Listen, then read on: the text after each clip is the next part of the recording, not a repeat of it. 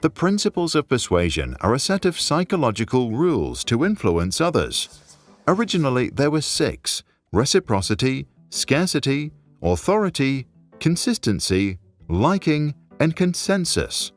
Later, a 7th principle was added. The first principle is reciprocity. It means that if you give something to someone, it makes them more open to being influenced by you. This is because we don't like to feel that we owe someone, and so we want to return the favor to clear our social debt. The second is scarcity. When people perceive something as rare or limited, they are more susceptible to persuasion. This is driven by our desire to possess what others value and the fear of missing out that prompts us to make decisions. The third principle is authority. We often trust powerful people and their perceived expertise. We seek their guidance, particularly in situations of uncertainty, when we lack direction and need help from someone else to make a difficult decision on our behalf. Fourth is consistency. We are more likely to do something if it's consistent with past behavior. This is because we align our actions with expectations. To influence someone, ask for small commitments first and larger ones later. The fifth is liking. People are more willing to say yes to those they are fond of. To make people like you, find common interests, be friendly, and give genuine compliments.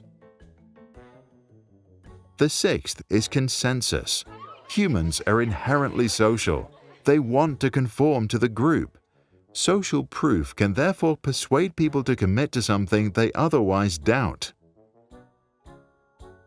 Psychologist Robert Cialdini, who came up with the 6 rules, later added another one: unity. Accordingly, people are more influenced by those who share their beliefs, values, and experiences. So, do you think you understand the principles? Then meet Jane, a young entrepreneur who, after learning about them, established a successful lemonade business. Follow her story and try to tell us which principles she uses and in what sequence. To start her business, Jane first needs to get funding. To do so, she offers free samples to potential investors. When she later presents her business idea, those who tried her product are now more likely to hear her out.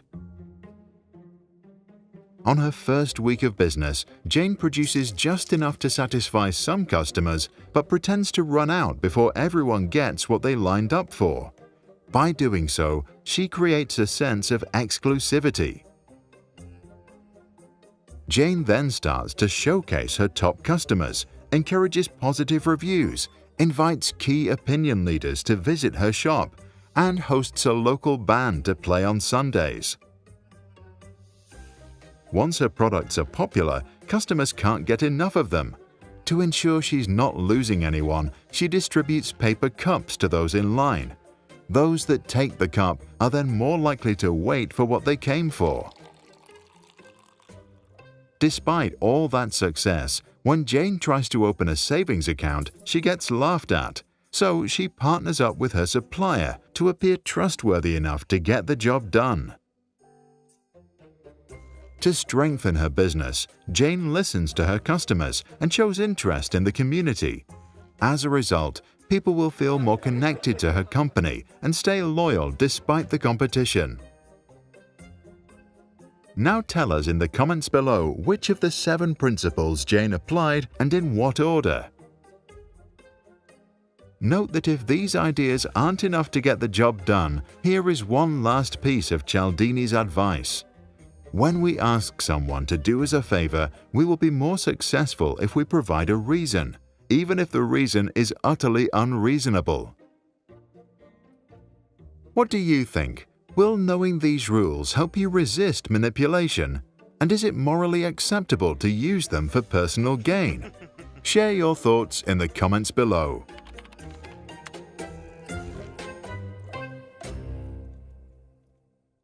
This video was brought to you by shortform.com.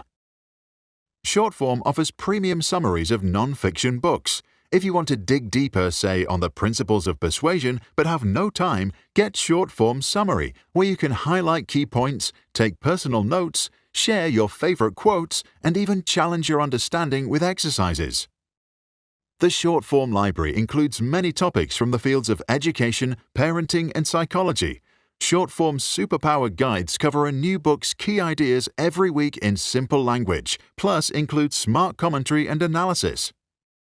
Shortform is constantly adding new features, such as Shortform AI, a browser extension that summarizes everything across the internet with a click of a button. Shortform is a really easy way to learn about some of life's most important ideas. To get started, visit shortform.com/sprouts or click on the link in the description. You will get a free trial of unlimited access, plus a 20% discounted annual subscription.